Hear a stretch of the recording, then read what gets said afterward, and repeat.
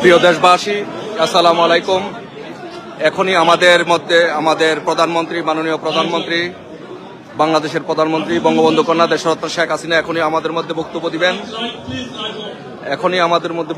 মাননীয় প্রধানমন্ত্রী শেখ হাসিনা। আপনারা যারা এই বক্তব্যটি যেখান থেকে দেখবেন, যেভাবে দেখবেন, সকলে আপনারা জয় হিন্দ বন্ধুরা, আমি দীপ আর আপনারা দেখছেন আপডেট ইন্ডিয়া। বন্ধুরা, বাংলাদেশে শেখ হাসিনা সরকার পরিচয় প্রায় 3 মাসের উপর হতে চলল। সেখানে নিয়েছে ক্ষমতা এখন অন্তর্বর্তী সরকার ডক্টর ইউনূস। কিন্তু এতদিনের মধ্যে এখনো পর্যন্ত শেখ হাসিনার কোনো স্টেটমেন্ট বা শেখ হাসিনার কোনো বক্তব্য সরাসরি কেউ দেখতে পায়নি বা শুনতে পায়নি। এই প্রায় এতদিন পরে শেখ হাসিনা তার বক্তব্যকে তুলে ধরেছে প্রথম, মানে দীর্ঘ সেই তার ক্ষমতা চলে যাবার পরে শেখ হাসিনা তার জাতির উদ্দেশ্যে ভাষণ দিয়েছে। এই মুহূর্তে এই ভাষণটা আপনাদের সকলের শোনা উচিত, কেননা মনে হচ্ছে শেখ হাসিনা সরকার আবারও মনে হচ্ছে পুরনো প্ল্যাটফর্মে ফিরে আসতে চলেছে। কেননা চারিদিক থেকে যেভাবে বাংলাদেশের ঘরের ভেতরে প্রেসারের অন্তর্বর্তী সরকার যা শুরু করেছে, এটাতে বলাই বাহুল্য শেখ হাসিনা ফিরলেও ফিরতে পারে। যাই হোক, কথা না বাড়িয়ে শেখ হাসিনার সেই লাইভের বক্তব্যটা অবশ্যই আপনারা শুনে নিন, পারলে ভিডিওটিকে সকলের মাঝে ছড়িয়ে দিন। আর হ্যাঁ, ভিডিও ভালো লাগলে ভিডিওটিকে লাইক করবেন, আর চ্যানেলটিতে নতুন হলে সাবস্ক্রাইব। এই বক্তব্যটি মাননীয় প্রধানমন্ত্রী বঙ্গবন্ধু কন্যা শেখ হাসিনার বক্তব্যটি সকলে শেয়ার করে দিবেন। এখনই লাইভটি প্রচারিত হবে, এখনই বক্তব্য দিবেন মাননীয় প্রধানমন্ত্রী দেশরত্ন শেখ হাসিনা।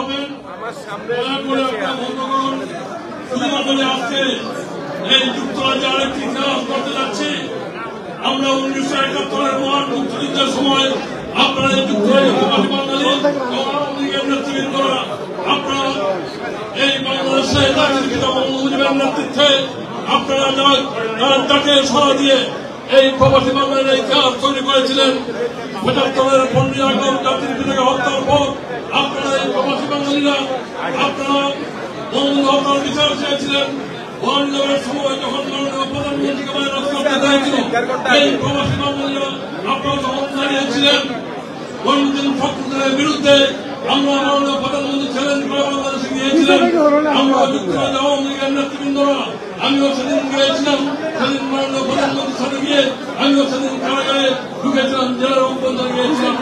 আজকে মাননীয় প্রধানমন্ত্রী, আজকে আমরা 5 আগস্টের পর এই বাংলাদেশ বঙ্গবন্ধুর স্বপ্নের বাংলাদেশ, মাননীয় প্রধানমন্ত্রীর নেতৃত্বে এই বাংলাদেশ উন্নয়নের মহাসড়কে এগিয়ে গিয়েছিল। মাননীয় প্রধানমন্ত্রীকে প্রশংসা করে, যেই বরিস জনসন বলেছিলেন, কিংস চার্লস বলেছিলেন, ফাস্টার growing economy in the world. মাননীয় প্রধানমন্ত্রীকে মানবতার মা বলেছেন। মাননীয় প্রধানমন্ত্রী হচ্ছেন মানবতার মা, গণতন্ত্রের মা, উন্নয়নের মা। এই মানবতার মাকে মাননীয় প্রধানমন্ত্রীর নেতৃত্বে যখন সারা বাংলাদেশ উন্নয়নের মহাসড়কে ছিল, আধুনিক সমৃদ্ধ বাংলাদেশ, মাননীয় প্রধানমন্ত্রীর স্বপ্ন ছিল, সেই স্বপ্নের পথে হাঁটছিলেন। তখনই 5 আগস্ট কচিকাচার মেলা, বঙ্গবন্ধুর স্বপ্নের সোনার বাংলা, বঙ্গবন্ধু কন্যা, গণতন্ত্রের মাঠ কন্যা, মাননীয় প্রধানমন্ত্রী শেখ হাসিনা তার রঙের দিয়েছিলেন 16 কোটি বাঙালিকে, এবং মাননীয় প্রধানমন্ত্রী তার রঙের ছবি তুলে যখন রেখেছিলেন এবং বাংলাদেশকে একটি সমৃদ্ধ স্মার্ট বাংলাদেশ স্বপ্ন দেখাচ্ছিলেন, তখনই কচিকাচার মেলারা বঙ্গবন্ধুর স্বপ্নের সোনার বাংলা, মাননীয় প্রধানমন্ত্রী সমৃদ্ধ বাংলাদেশকে শ্মশান করে দিয়েছে। এই কচিকাচার মেলারা আজকে আপনারা এখানে সমবেত হয়েছেন। আমরা এই কচিকাচার মেলা আসিফ, সাজিদ, জাহিদ এবং ইউনূস সহ আসিফ নজরুল যারা আমাদের আপনাদের জবাব দিতে চাই, আমরা এখানে প্রতিজ্ঞা করতে চাই, যতদিন পর্যন্ত মাননীয় প্রধানমন্ত্রী শেখ হাসিনা বাংলাদেশে ফিরে না যাবেন, ততদিন পর্যন্ত এই যুক্তরাজ্য আওয়ামী লীগ আমরা ঘরে ফিরবো না, সেই প্রতিজ্ঞা আমরা করতে চাই। শুধুমাত্র আমাদের সময় আমরা আজকের এই সময় সহায়তা করবেন আমাদের সংগঠনের সভাপতি সুলতান মাহমুদ শরীফ, আমাদের সবাই প্রধান অতিথি বক্তব্য রাখবেন মাননীয় প্রধানমন্ত্রী, সফল রাষ্ট্রনায়ক, the longest prime minister, longest women prime minister in the world, Sheikh Hasina. এখন কোরআন থেকে তেলাওয়াত করবেন হাফিজ জিল্লুর রহমান। ধন্যবাদ সবাইকে যারা লাইভটি দেখছেন। আমাদের প্রোগ্রাম শুরু হয়ে গিয়েছে, একটু পরেই আমাদের মাননীয় প্রধানমন্ত্রী বঙ্গবন্ধু কন্যা দেশরত্ন শেখ হাসিনা একটু পরেই আমাদের মধ্যে বক্তব্য রাখবেন। এখন কোরআন তেলাওয়াত হচ্ছে, কোরআন তেলাওয়াতের পরেই আমাদের সবাইকে সারা বাংলাদেশের জনগণকে বলবো মাননীয় প্রধানমন্ত্রী বঙ্গবন্ধু কন্যা দেশরত্ন শেখ হাসিনার বক্তব্যটি সকলে প্রচার করে দিবেন।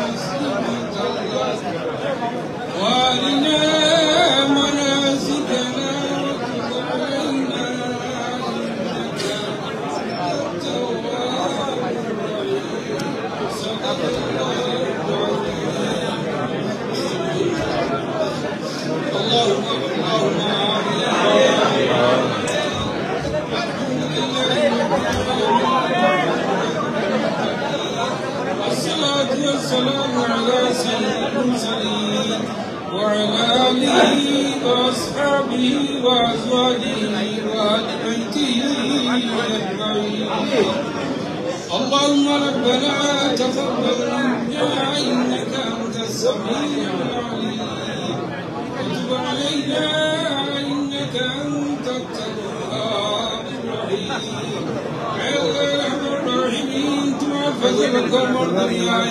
اللہ हमरा तमाम रे माफ करी दे, हमरा तमाम माई बाप रे माफ करी दे।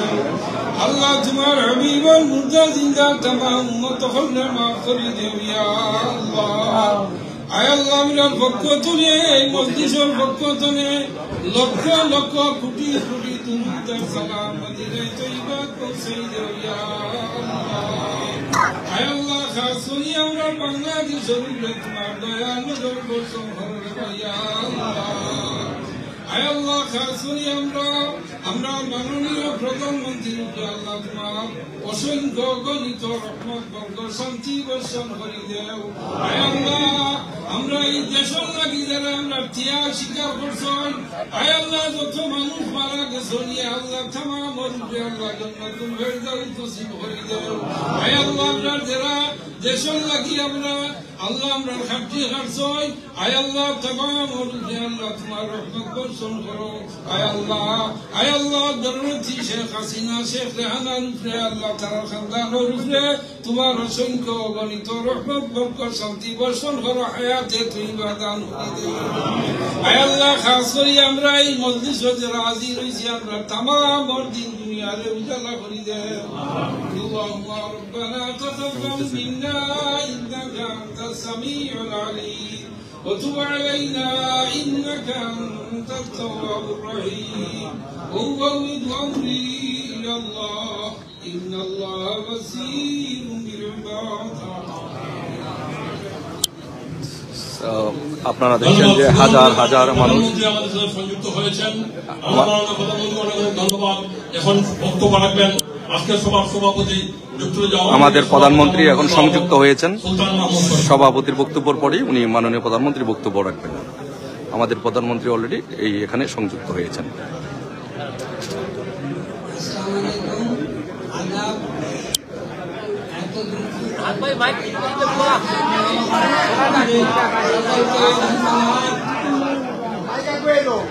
সরি, এখন মাইক কাছে এসেছে।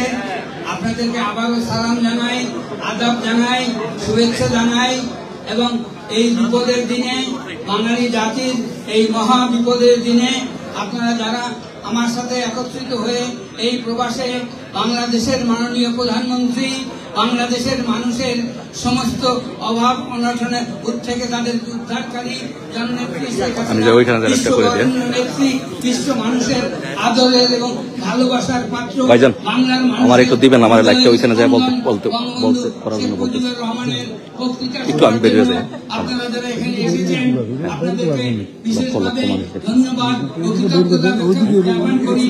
আপনাদের মাধ্যমে বঙ্গবন্ধুর নেতৃত্বে বাংলাদেশ স্বাধীন করেছি।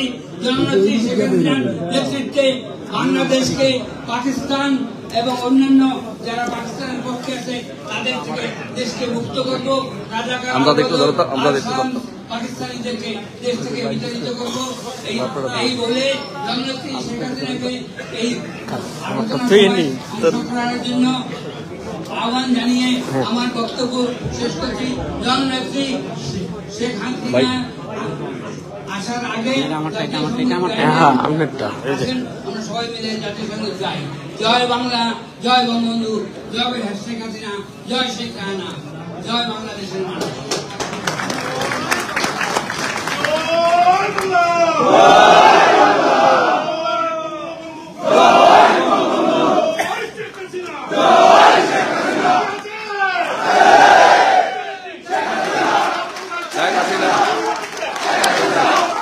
Sheikh Hasina, Sheikh Hasina, Sheikh Hasina, Sheikh Hasina, Sheikh Hasina, Sheikh Hasina, Sheikh Hasina, Sheikh Hasina, Joy Bangla, Joy Bangabandhu, Sheikh Hasina boy noy, Rasport chari noy, Sheikh Hasina boy noy, Rasport chari noy, Rasport chari noy, Sheikh Hasinaর ভয় নাই। জয় বাংলা, জয় বঙ্গবন্ধু, শেখ হাসিনা ভয় নয়, রাজপথ ছাড়ি নয়, শেখ হাসিনা ভয় নয়।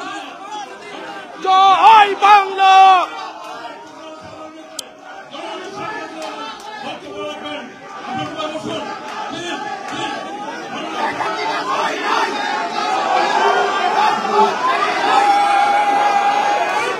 অনেক ধন্যবাদ সবাইকে এই সুযোগটা দেওয়ার জন্য। যারা এই একটা বৈরী প্রাকৃতিক পরিবেশ তার মধ্যে সকলে উপস্থিত হয়েছে সেজন্য আপনাদের সবাইকে ধন্যবাদ জানাচ্ছি। আসসালামু আলাইকুম। আজকে আমরা সবাই যেখানে আপনাদের সাথে কথা বলতে পারছি সেই জন্য সত্যি আমি খুব আনন্দিত। আমাদের বিজয়ের মাস ডিসেম্বর, আমাদের মাননীয় প্রধানমন্ত্রীর বক্তব্য দিচ্ছে, সবাই একটু শুনুন। বিজয় মাসে আমি আন্তরিক শুভেচ্ছা জানাই সবাইকে। আমরা বলতে পারি যে আজকে আমরা বিজয় দিবসটা এমন একটা অবস্থা পরিবেশে পালন করছি যেখানে মানুষের কথা বলার অধিকার নাই, ন্যায় বিচার পাওয়ার অধিকার নাই, মৌলিক অধিকার থেকে মানুষ বঞ্চিত। এটাই হচ্ছে সবথেকে দুঃখের। আমাদের মহান নেতা জাতির পিতা বঙ্গবন্ধু শেখ মুজিবুর রহমানের নেতৃত্বে এই দেশ আমরা স্বাধীন করেছি। আমি জাতির পিতা বঙ্গবন্ধু শেখ মুজিবুর রহমানের প্রতি শ্রদ্ধা জানাচ্ছি। আমি শ্রদ্ধা জানাই জাতির চার নেতার প্রতি, 6 লক্ষ শহীদের প্রতি, 2 লক্ষ মা বোনের প্রতি। আমি আমাদের মুক্তিযোদ্ধাদের জানাই সশ্রদ্ধ সালাম। জনগণের ভোট ভাতের অধিকার, ভোট ও ভাতের অধিকার আদায় করতে চেয়ে যারা জীবন দিয়েছেন তাদের আমি শ্রদ্ধার সাথে স্মরণ করি। 2024 সাল, এই সময় যারা আমাদের আওয়ামী লীগের হাজার হাজার নেতা কর্মীকে হত্যা করা হয়েছে, পুলিশ বাহিনীকে হত্যা করা হয়েছে, সংখ্যালঘুদের হত্যা করা হয়েছে, তাদের বাড়িঘর লুটপাট, মসজিদ,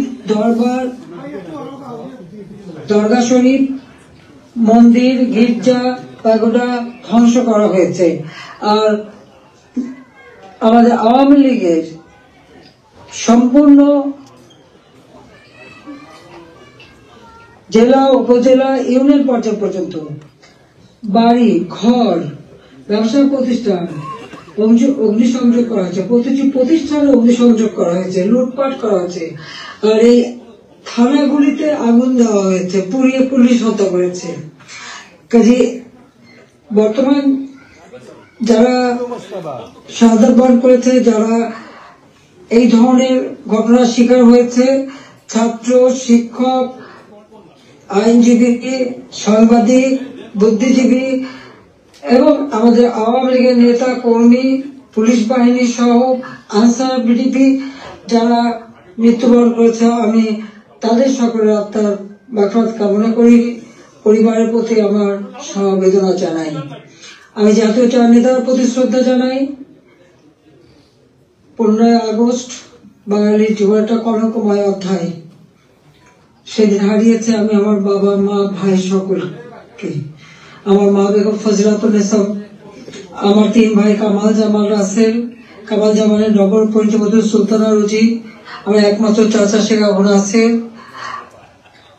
মুক্তিযোদ্ধা আমাদের শেখ ফজলুল হক মনি, তার অন্তঃসত্ত্বা স্ত্রী আব্দুল রাউফ সানিয়াবাদ, তার 13 বছর মেয়ে বেবি, 4 বছরের নাতি সুকান্ত, 10 বছরের ছেলে আরিফ, তার ভ্রাতুষ পুত্র ভাগ্নে সহ 15 আগস্টে যারা শাহাদাত বরণ করেছেন, আমি তাদের আত্মার মাগফিরাত কামনা করি।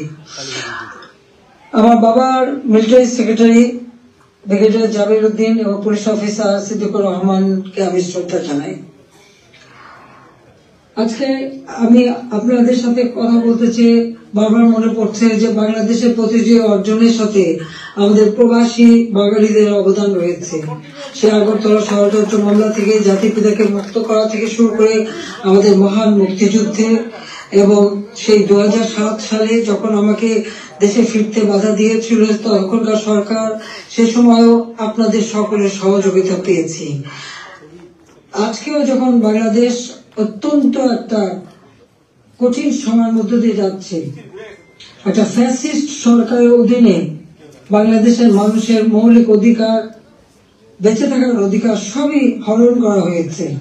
সারা বাংলাদেশ জ্বলছে, প্রতিটি প্রতিষ্ঠান আগুনে পোড়ানো। সেই অবস্থায়ও প্রবাসীরা আজকে নির্যাতিত নিপীড়িত মানুষের পাশে আছেন।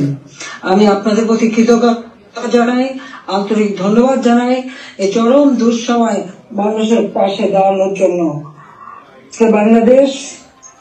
যে বাংলাদেশকে আমরা গড়ে তুলেছিলাম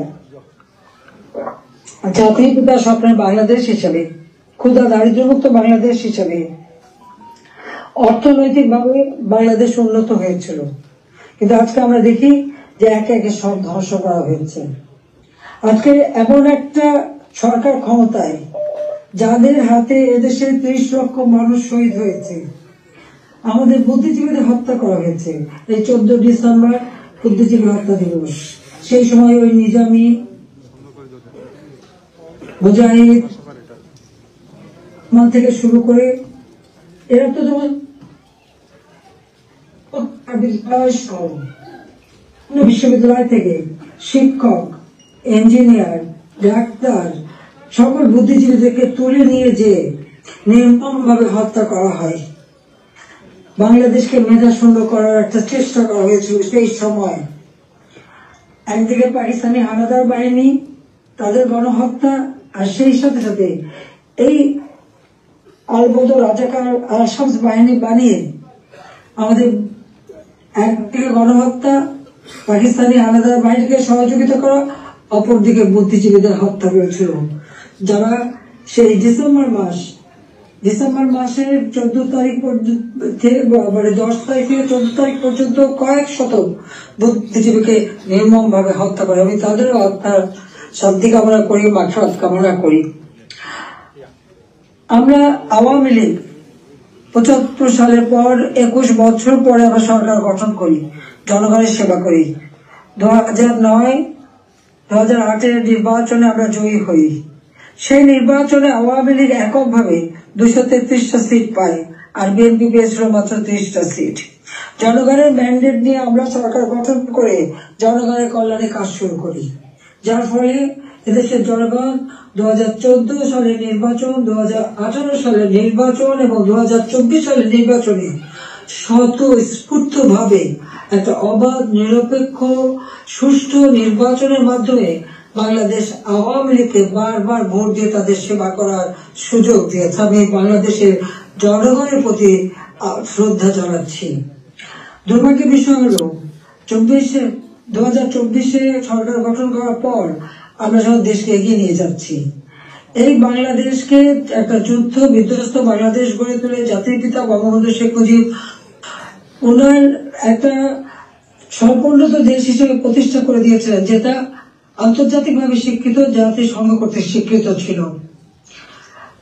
সেই সর্বোন্নত দেশকেই আওয়ামী লীগ সরকার গঠন করার পর 2009 সাল থেকে 24 সাল এই সময়ের মধ্যে, বিশেষ করে 2021 সালে 20 সালে যখন আমরা জাতির পিতার জন্ম শতবার্ষিকী উদযাপন করি, 21 সালে যখন স্বাধীনতা সুবর্ণ জয়ন্তী উদযাপন করি, সেই সময় বাংলাদেশকে আমরা উন্নয়নশীল দেশের মর্যাদায় অধিষ্ঠিত করি। অর্থাৎ যেখানে বাংলাদেশ যেখানে জাতির পিতা বাংলাদেশকে রেখে গিয়েছিলেন, সেই জায়গা থেকে আমরা জাতির পিতার আদর্শ ধারণ করে তার পদাঙ্ক অনুসরণ করে বাংলাদেশকে আমরা উন্নয়নশীল দেশের মর্যাদা এনে দিই, জনগণের মৌলিক চাহিদা পূরণ করি। দারিদ্র্যের হার 41 ভাগ থেকে 18.7 ভাগে নামিয়ে আনি। হত দরিদ্র যা 25.1 ভাগ ছিল, সেটা আমরা 5.6 ভাগে নামিয়ে আনি। আমাদের লক্ষ্য ছিল বাংলাদেশ সম্পূর্ণভাবে অতি দারিদ্র মুক্ত হবে, আর সেই লক্ষ্য নিয়ে ব্যাপক কর্মসূচি বাস্তবায়ন করি।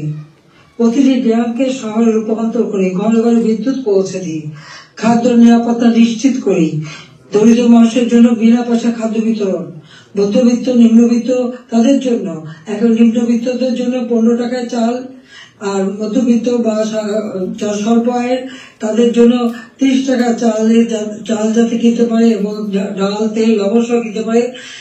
1 কোটি পারিবারিক কার্ড আমরা তৈরি করে দিই টিসিবির মাধ্যমে, যাতে যারা ফিক্সড ইনকাম গ্রুপ, সীমিত আয়ের মধ্যে দিয়ে চলতে হয়, তাদের জন্য এই দ্রব্যমূল্যের উচ্চ মূল্যে তারা যেন কোনো মতে কষ্ট না পায়, সেদিকে লক্ষ্য রেখে আমরা সেই পদক্ষেপ দিয়েছিলাম।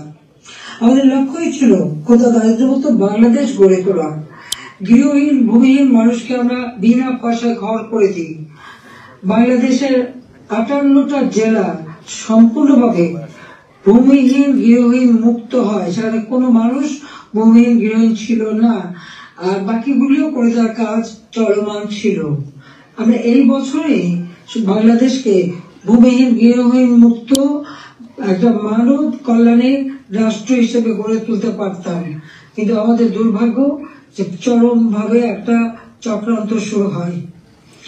এই চক্রান্তটা যে করা হয়েছিল সেটা আপনারা নিজেরাই জানেন, যে এখানে ডক্টর ইউনূস সে বহুদিন থেকে চেষ্টা করেছিল, 2007 দল করার চেষ্টা করেছিল, ব্যর্থ হয়েছিল। এরপর সে ষড়যন্ত্রে লিপ্ত হয় এবং সে নিজেই বলেছে, যখন জাতিসংঘে গিয়েছিল বিল ক্লিন্টন ফাউন্ডেশনের এক অনুষ্ঠানে বিল ক্লিন্টনের সঙ্গে পরিচয় করার সময় সে বলেছিল যে 2024 জুলাই 7 তারিখ থেকে যে কোটা আন্দোলন শুরু হয়, এটা কোনো ছাত্র জনতার আন্দোলন ছিল না, এটা ছিল তার মেটিকুলাসলি ডিজাইন করা একটা পরিকল্পিতভাবে আন্দোলন, যার মাধ্যমে আমাকে ক্ষমতাচ্যুত করে এবং তার মাস্টার মাইন্ড দিয়ে সে পরিকল্পনা করে এটা করেছিল। কথাটা বাস্তব, কারণ কোনো কোটা ছিল না, সব দাবি মানা হয়ে গেছিল, কিন্তু দাবি মানার পরেও কেন আন্দোলন চলে, আর এই আন্দোলনের কোনো নেতা কিন্তু খুঁজে পাওয়া যায়নি। যেখানে যেটা গভীর চক্রান্ত সেটা বোঝাই যাচ্ছিল। এই চক্রান্তটা সে মেটিকুলাসলি করেছিল। তার চক্রান্ত 1, 2, 3 অর্থাৎ ABC এভাবেই তার পরিকল্পনা করা। প্রথমে আন্দোলন সে সফল করলো, এরপর সব জ্বালা পোড়াও। জাতির পিতা বঙ্গবন্ধু স্মৃতি জাদুঘর, ওই ছবিটুকু তো আমরা 2 বোন পেয়েছিলাম, আমরা তো ভোগের জন্য নেইনি, জনগণকে এই শপথ দান করেছিলাম। সেই বঙ্গবন্ধু ভবন স্মৃতি জাদুঘর আগুন পড়ায় একসাথে, ওই লাইনে 9টা বাড়ি পড়ায় 4টা মানুষ পড়ে মারা যায়। খালি এখানেই না, সারা বাংলাদেশ আগুন দিয়ে জ্বালায় তারা। সেই মেট্রো ওই ইউনুসের একজন সমন্বয়ক, সে নিজেই স্বীকার করেছে পুলিশ হত্যা এবং মেট্রো রেলে আগুন না দিলে নাকি তাদের বিপ্লব সফল হতো না। তো পুলিশ হত্যা এবং মেট্রো রেল আগুন দেওয়া, অর্থাৎ শুধু মেট্রো রেল না, যে কটা প্রতিষ্ঠানে আগুন দিয়েছে, বিটিভি থেকে শুরু করে আমাদের সেতু ভবন, সড়ক ভবন, দুর্যোগ মন্ত্রণালয় ভবন, সবই তাদের ওই পরিকল্পনার অংশ। এবং সেই সাথে বঙ্গবন্ধু ভবন থেকে শুরু করে আওয়ামী লীগের সকল নেতা কর্মীদের বাড়ি ঘর, ব্যবসা প্রতিষ্ঠান সব অগ্নি সংযোগ করে পুড়িয়ে দেওয়া হয়েছে। এমনকি নরসিংদীতে আপনারা দেখেছেন জেল ভেঙে দিয়ে সেখান থেকে সমস্ত কয়েদি, জঙ্গি, সন্ত্রাসী তাদেরকে ছেড়ে দেওয়া হয়েছে। শুধু তাই না, ইউনূস ক্ষমতা এসে যত জঙ্গি সন্ত্রাসী ছিল তাদেরকে তারা ছেড়ে দিয়েছে, মুক্ত করেছে। এমনকি 21 আগস্ট গ্রেনেড হামলা যারা আসামি তাদেরকে ছেড়ে দিয়েছে। হলিউডিজনে যেখানে জঙ্গি হামলা হয়, আমরা সেই হামলা মোকাবেলা করে সেখানে কিছু মানুষ উদ্ধার করি, কিন্তু অনেক মানুষকে তারা হত্যা করে।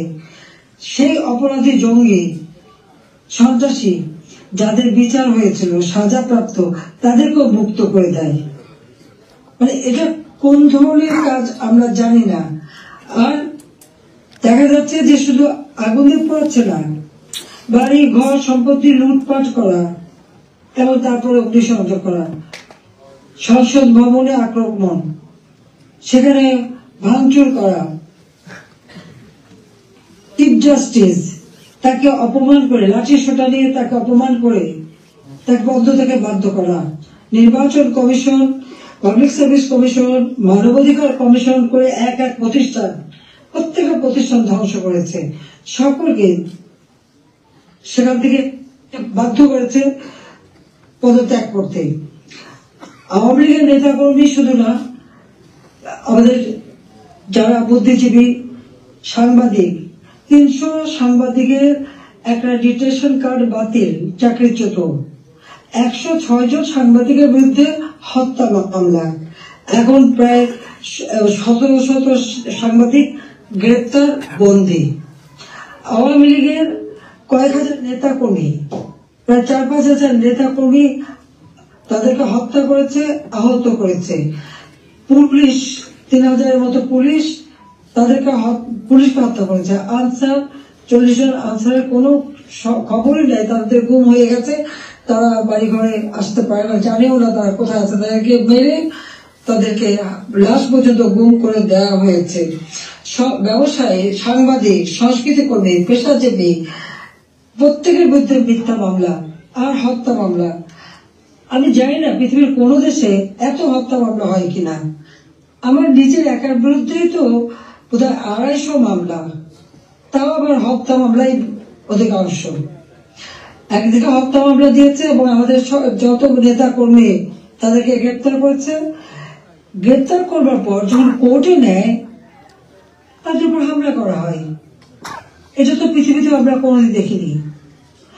আপনারা জানেন যে এমনকি একজন সাধু চিন্ময় কৃষ্ণ দাস, তাকে গ্রেপ্তার করা হলো, কিন্তু তার পক্ষে আইনজীবী দাঁড়াতে পারবে না।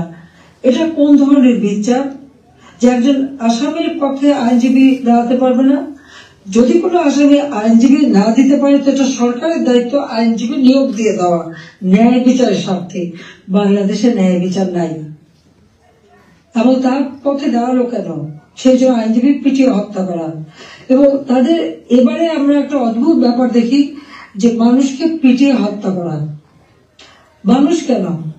অবলা পশুও রেহাই পায় না। আওয়ামী লীগ নেতার বাড়িতে তাকে পায়নি বলে তার বাড়ির পালা গরু, সেই গরুকেও তারা কিভাবে পিটিয়ে হত্যা করেছে, এই জামাত শিবির এবং আমাদের ইউনূস সাহেবের মানে সন্ত্রাসী ক্যাডাররা, সেটা নিশ্চয়ই আপনারা ভিডিওতে দেখেছেন। ছাত্রলীগের নেতাকে পায়নি, তার মা নামাজ পড়ছিল তার মাথার বাড়িতে, তাকে সেখানে মেরে ফেলেছে।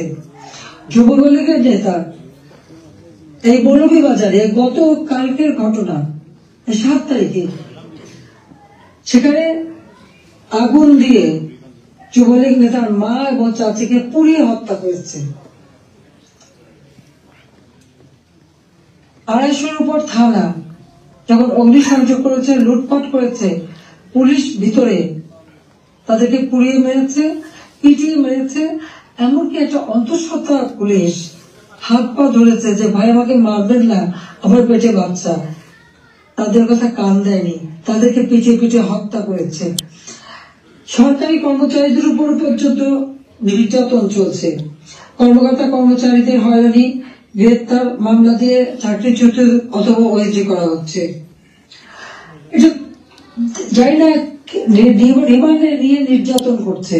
আমাদের আওয়ামী লীগের নেতা থেকে শুরু করে সকলকে রিমান্ডে নেওয়ার পর তাদের উপর অকথ্য অত্যাচার হচ্ছে, নির্যাতন করা হচ্ছে। চরম মানবাধিকার লঙ্ঘন চলছে বাংলাদেশে। চরম একটা ফ্যাসিস্ট সরকার। আমার বিরুদ্ধে কথা বলা হয় আমি নাকি ফ্যাসিস্ট ছিলাম, আমি নাকি স্বৈরাচারী ছিলাম। তা আমি একটা প্রশ্ন করি, আমার সময় তো সংবাদপত্র, টেলিভিশন, রেডিও, সোশ্যাল মিডিয়া সবই তো সম্পূর্ণ স্বাধীনতা ভোগ করেছে।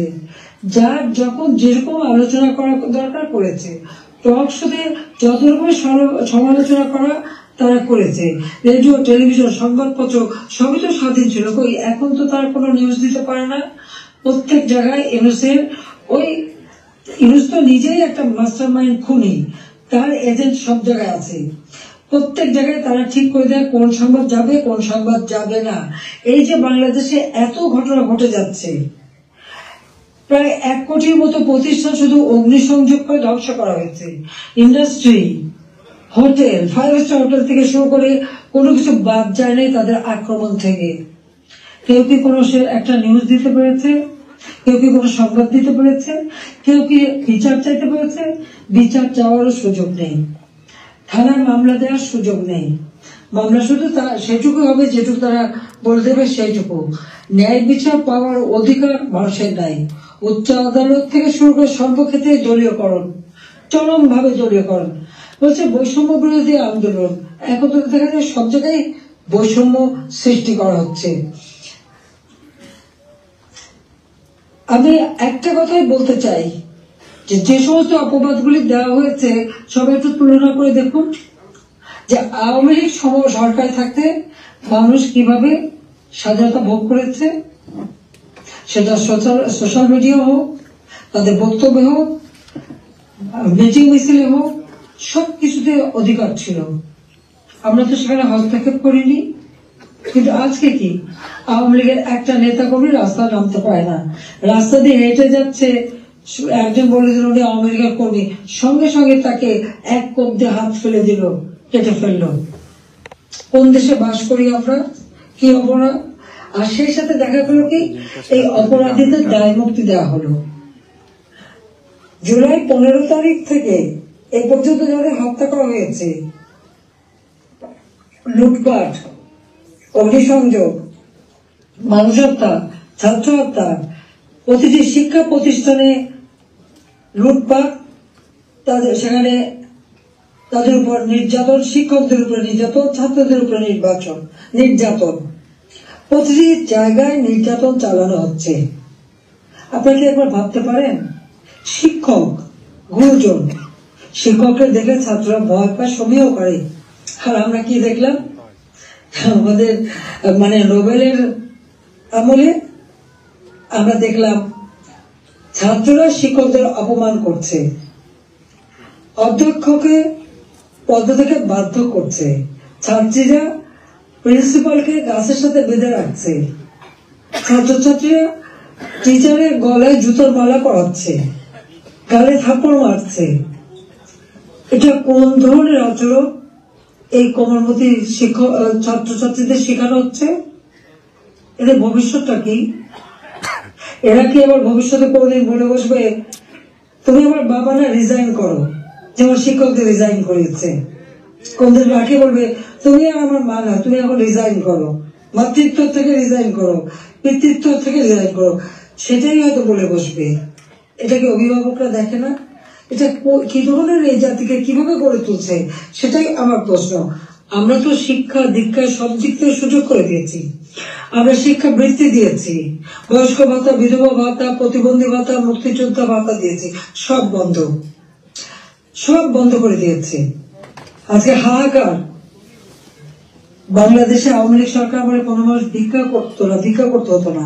হ্যাঁ, কিছু প্রফেশনাল ভিখারি ছিল, সেটা আলাদা, কিন্তু মানুষকে তো ওইভাবে খাবারের জন্য হাহাকার করতে হতো না। মানুষ তো 3 বেলা খাবার পাচ্ছিল, আজকে সেটাও পায় না। আপনারা দেখেন গরিব মানুষগুলি দিনমজুর, কাজ পায় না, বেকারত্ব বেড়ে যাচ্ছে, যুবকরা কোনো কাজ পাচ্ছে না। আমরা ডিজিটাল বাংলাদেশ করেছি, আমরা ট্রেনিং দিচ্ছি, কম্পিউটার ট্রেনিং এবং ইনকিউবেশন সেন্টার করে দিয়েছি, হাইটেক পার্ক করেছি, বঙ্গবন্ধু স্যাটেলাইট 1 উৎক্ষেপণ করেছি, কর্মসংস্থান গ্রাম পর্যায় পর্যন্ত ওয়াইফাই কানেকশন, ব্রডব্যান্ড কানেকশন আমরা দিয়েছি, মানুষ কাজ করে খেতে পারে, ট্রেনিং দিচ্ছি। আর এখন বিদ্যুৎ নাই, কেউ কাজ করতে পারে না, প্রত্যেকটা গ্রামকে শহরে রূপান্তর করেছি। আমরা রাস্তাঘাট, পুল, ব্রিজ সব করেছি।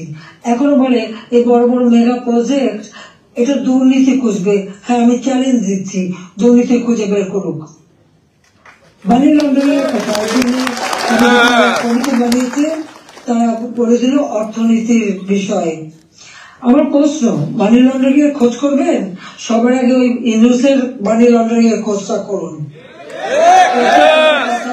গ্রামীণ ব্যাংকে কত টাকা পাচার করছে গ্রামীণ ফোনের, আগে সেই হিসাবটা বের করেন, তাহলে দেখবো স্বচ্ছার সাথে। নিজের নামে দুর্নীতির মামলা হয়েছে, সেই দুর্নীতি দমন কমিশন, তাদেরকেও পদকে বাধ্য করে দলীয়করণ করা হয়েছে, আর সেই দুর্নীতির মামলা, সব মামলা প্রত্যাহার করে নেওয়া হয়েছে।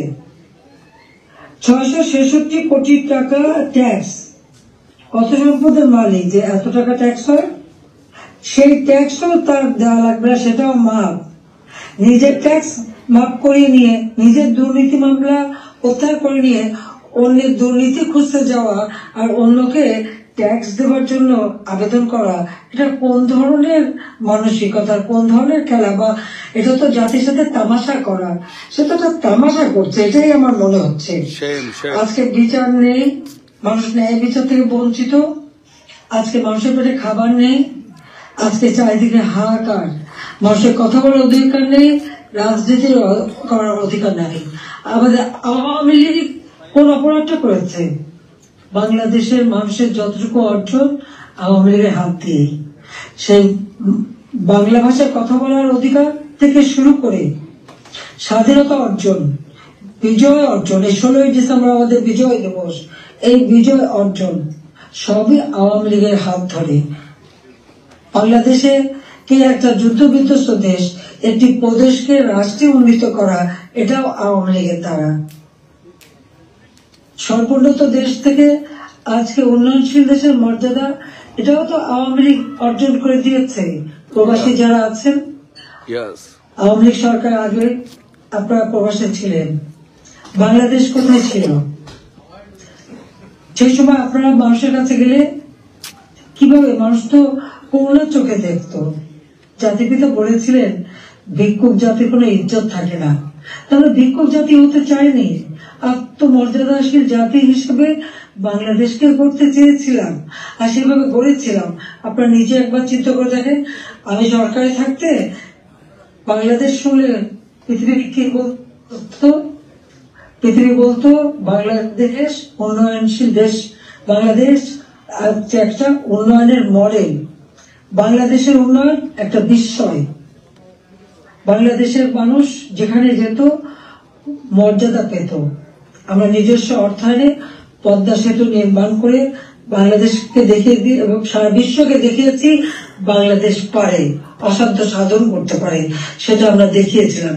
কিন্তু আজকে যিনি পদ্মা সেতু টাকাও বন্ধ করেছিলেন, একটা এমডি পদে থাকতে পারেননি বলে সরকার বোধে মামলা করে হেরে গিয়েছিল, যিনি লেবারদের অর্থ আত্মসাৎ করে সেই টাকা দুর্নীতি করে লেবার কোর্টে মামলায় সাজাপ্রাপ্ত আসামি হচ্ছে ইউনূস। লেবার কোর্টে তার সাজা পর সে যখন জামিনে আবেদন করে, সে কিন্তু জামিন পেয়েছিল, সরকারের পক্ষ থেকে তো বাধা দেওয়া হয়নি। কিন্তু আজকে দেখেন আপনারা, হাজার হাজার আওয়ামী লীগের নেতা কর্মী প্রায় 30,000-এর মতো মামলা দিয়েছে। সব মামলা বেশিরভাগ হলো, এর 90% হলো হত্যা মামলা। কেউ জামিন পাবে না। সে তো সাজা পেয়েও জামিন পেয়েছিল আওয়ামী লীগ সরকারের আমলে। সে নিজে একটু ভেবে দেখুক, আপনারাও বিচার করে দেখেন। আমি বিশ্বের সবাইকে বলতে আপনারাও বিচার করেন। কই আওয়ামী লীগ তো বাধা দেয়নি কোনো। ন্যায় বিচার পাওয়ার অধিকার সকলের আছে। কোর্ট সম্পূর্ণ স্বাধীন ছিল, বিচার বিভাগ স্বাধীন ছিল, কাজে সেখানে মানুষ সেই স্বাধীনতা ভোগ করেছে। কিন্তু আজকে তারা নাকি স্বাধীন করেছে দেশ, চলার স্বাধীনতা নেই, ঘরে শান্তিতে ঘুমানোর উপায় নেই, চুরি ডাকাতি যে কোনো সময় আপনার ঘরে ঢুকতে পারে, যে কোনো সময় আপনার খোঁজ খবর নিতে, তদন্ত করবে ইত্যাদি। কাদের কে হুকুম দিচ্ছে তার কোনো ঠিকানা নেই। কতগুলি লাঠি হাতে নিয়ে আপনার ঘরে ঢুকে গেল, অস্ত্র হাতে নিয়ে ঢুকে গেল, অমনি সেখানে ডাকাতি করলো, চুরি করলো, চলে আসলো। আপনি কার কাছে বিচার চাইবেন? কার কাছে বিচার চাইবেন?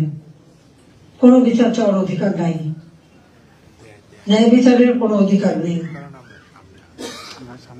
এমন একটা দুর্বিষহ অবস্থা, আজকে সমস্ত জিনিসের দাম বেড়ে গেছে। আমাদের কথা অত্যন্ত স্পষ্ট, যারা নির্বাচিত জনপ্রতিনিধি আইন করে নির্বাচন কমিশন গঠন করে নির্বাচনগুলি হয়েছে, স্থানীয় সরকার নির্বাচন, জেলা পরিষদ, উপজেলা পরিষদ, ইউনিয়ন পরিষদ, সমস্ত নির্বাচিত প্রতিনিধিরা তাদেরকে এক কলমের খোঁচায় তাদেরকে সরিয়ে দেওয়া হয়েছে, বাড়ি পাঠিয়ে দেওয়া হয়েছে। কেন? তারা তো নির্বাচিত হয়ে মানুষের পাশেই দাঁড়াতো। ঘূর্ণিঝড় গেল, বন্যা গেল, কেউ তো যারা এই বন্যায় ক্ষতিগ্রস্ত, ঝড়ে ক্ষতিগ্রস্ত তাদের পাশে তো কেউ দাঁড়ায়নি। তাদের নাম করে টাকা তুলেছে, হাজার কোটি টাকা রিলিফ সংগ্রহ করেছে, কিন্তু কয়টা মানুষকে সাহায্য করেছে? আজকে যদি স্থানীয় সরকারের প্রতিনিধিরা থাকতো, এই জনপ্রতিনিধি তো মানুষের পাশে দাঁড়াতো, কিন্তু সেটা দাঁড়াতে পারেনি। কাজে আমাদের কথা খুব স্পষ্ট, এক কলমের খোঁচায় জনগণের ভোটে নির্বাচিত প্রতিনিধিদের সেই বিদায় দেওয়া, এটা জনগণকে অপমান করা, ভোটারকে অপমান করা। কাজে তাদেরকে আবার স্বস্থানে স্থান করে দিতে হবে। সরকারি শেখ হাসিনার সরকার হত্যা বন্ধ করতে হবে, মামলা থেকে তাদের রেহাই দিতে হবে, চাকরিচ্যুতি করা হলে, বহিষ্কৃতি করা হলে তাদের পুনরায় কাজের ব্যবস্থা করতে হবে। আওয়ামী লীগ সহ সমস্ত রাজনৈতিক নেতা কর্মী, ব্যবসায়ী, সাংবাদিক, সংস্কৃতি কর্মী, পেশাজীবী, শিক্ষক যাদেরকে গ্রেপ্তার করা হয়েছে, মিথ্যা মামলা দেওয়া হয়েছে, সকল মিথ্যা মামলা প্রত্যাহার করতে হবে এবং সকল বন্দীদের মুক্তি দিতে হবে। সেই সাথে সাথে দায় মুক্তি দেওয়া হয়েছে। 15 জুলাই পর থেকে যারা অপরাধ করেছে তাদেরকে দায় মুক্তি দিয়েছে। এই দায় মুক্তি দিয়ে কিন্তু একটা কাজ করেছে, দায় মুক্তি দেওয়ার অর্থ মানে কি? তার মানে এরা অপরাধী। 15 জুলাই থেকে যে হত্যাকাণ্ড, ছাত্র হত্যা মিছিলে, পুলিশ হত্যা, রাজনৈতিক নেতাকর্মী হত্যা, সাংবাদিক হত্যা, সংস্কৃতকর্মী হত্যা, যতগুলি হত্যাকাণ্ড ঘটেছে, সেই হত্যাকাণ্ডগুলি এবং যতগুলি অগ্নিসংযোগ হয়েছে, সেগুলি যারা সংগঠিত করেছে পূর্ণ তদন্ত করে তাদের বিচার করতে হবে। আর এই মিথ্যা মামলাগুলি যাদের বিরুদ্ধে দেওয়া হয়েছে সব মামলা প্রত্যাহার করতে হবে। 15 জুলাই থেকে 8 আগস্ট পর্যন্ত যাদের দায় মুক্তি দেওয়া হয়েছে, এই দায় মুক্তি দেওয়ার কোনো অধিকার নেই, তাদের বিচার করতে হবে। কারণ দায় মুক্তি দিয়ে আমাদের মাস্টার মাইন্ড খুনি ইউনূস সাহেব এটাই প্রমাণ করেছে যে এরা সব অপরাধী, এই সমস্ত অপরাধ তারা করেছে। একই সাথে মিছিল করেছে, ক্লোজ রেঞ্জে গুলি করা হয়েছে, মানুষ মারা হয়েছে। আবু সাইদের হত্যাকাণ্ড, মুগ্ধর হত্যাকাণ্ড, সব হত্যাকাণ্ডের জন্য কিন্তু এই মাস্টার মাইন্ডেরই দায়ী। কারণ তারাই এই হত্যাকাণ্ড ঘটিয়েছিল, কারণ লাশ ফেলো সরকার পড়ে যাবে। হ্যাঁ, আমি যদি আরো শক্তি প্রয়োগ করতাম অনেক লাশ পড়তো, আমি সরে আসতাম না। কিন্তু আমি তো লাশের উপরে লাশ ফেলতে চাইনি, আমি তো চাইনি মানুষ আরো জীবন দিক। কারণ আমি তো স্পষ্ট দেখতে পাচ্ছি যে পরিকল্পিতভাবে হত্যা হচ্ছে, পুলিশকে খামাখা দোষারোপ দিচ্ছে, পুলিশকে তো রাবার বুলেট ব্যবহার করছে এবং যখন পুলিশকে মেরে ঝুলানো হয়েছে তখন তারা তাদের জীবন বাঁচাতে চেষ্টা করেছে। এটা কিন্তু একটা ইউনিভার্সাল সিস্টেম, এটা বিশ্বব্যাপী আছে, তাদেরও আত্মরক্ষার সুযোগ আছে। কিন্তু যারা এভাবে পিটিয়ে পিটিয়ে হত্যা করলো, যারা আগুন জ্বালিয়ে দিয়ে পুড়িয়ে হত্যা করলো, তাদের বিচার কেন হবে না?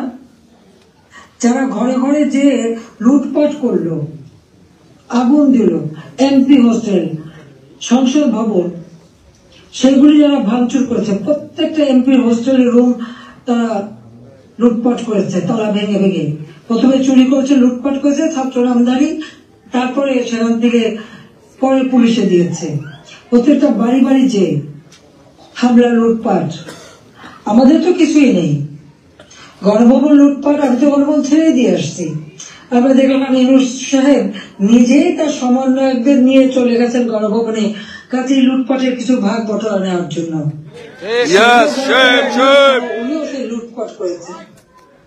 কাজেই লুটেরা এখন দেশ লুট করছে। শেয়ার মার্কেটের লক্ষ কোটি টাকা পাচার হয়ে গেল, কোথায় গেল টাকা? ব্যাংকগুলি এক এক করে সব বসে যাচ্ছে। কেন? অর্থনীতিকে এভাবে কেন ধ্বংস করলো? যেখানে মাথা পিছু আয় আমরা বাড়িয়েছিলাম, আমরা আজকে আন্তর্জাতিকভাবে স্বীকৃত যে বাংলাদেশ উন্নত হচ্ছে, 35তম অর্থনীতির দেশ। আমাদের লক্ষ্য ছিল আমরা প্রকৃতপক্ষে 25তম আমরা করে ফেলেছিলাম। আমরা আরো উন্নত করতাম, 26 সালের মধ্যে বাংলাদেশ আরো এগিয়ে যেত। 41 সালের মধ্যে বাংলাদেশকে আমরা একটা আধুনিক স্মার্ট বাংলাদেশ গড়ে তুলব, সেই লক্ষ্য নিয়ে আমরা কাজ করছিলাম। কেন বাংলাদেশকে এই বাংলাদেশের অগ্রযাত্রা ব্যাহত করা হলো, সেই জবাব এই খুনি ইউনূস, ফ্যাসিবাদ, স্বৈরাচার, তাকে দিতে হবে। সেই জবাব তাকে দিতে হবে, তার ওই মাস্টার মাইন্ড এবং তার সমন্বয়কদের দিতে হবে, তার উপদেষ্টাদের দিতে হবে। হাসিনার বিচার করে কি বিচার করবে? আমি তো কি অন্যায় করেছি? গরিবের পেটে ভাত দিয়েছি, এটা অন্যায়? ন্যায্য মুক্ত করেছি, এটা অন্যায়? জনগণকে কথা বলার সুযোগ দিয়েছি, ভোটের অধিকার ফিরিয়ে দিয়েছি, হত্যাকুর ষড়যন্ত্র রাজনীতি বন্ধ করেছি, এইগুলি আমার অন্যায়? আমার হাত দিয়ে তো কোনো খুন হয়নি, আমি তো মানুষের জীবন দিতে আসিনি, আমি মানুষের জীবন দিয়েছি, জীবন উন্নত করেছি। যারা জীবন নিয়েছে, যারা হত্যাকাণ্ডের সঙ্গে জড়িত, তাদের বিচার হবে।